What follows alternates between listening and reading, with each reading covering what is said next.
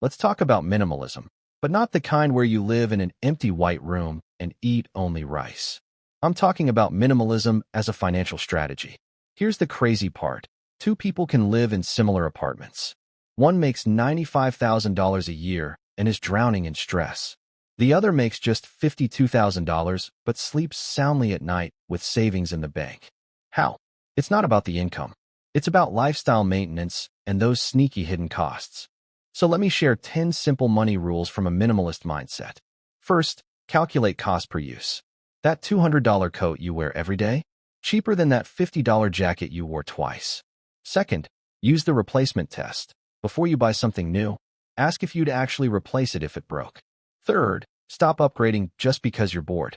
Your phone from 2 years ago still works fine. Fourth, create friction for spending, like deleting saved credit cards, but make saving automatic. Fifth, count your possessions. Just noticing how many mugs or t-shirts you own can stop you from buying more. Sixth, rent or borrow before you buy. Seventh, watch out for the lifestyle multiplier. Buying a new couch might lead to buying a new rug, then new pillows, then a new coffee table. Eighth, define what enough means to you before you earn more money. Ninth, measure your wealth by optionality. Can you take a break from work? Can you say no? Not by how full your garage is. And 10th, practice cyclical decluttering.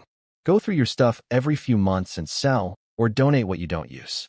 When you shift your focus from visible consumption to building financial margin, that breathing room, you break the cycle of insecurity and that emotional urge to spend. So here's the bottom line. No matter what you earn, you get to choose. Either you own your possessions or they own you.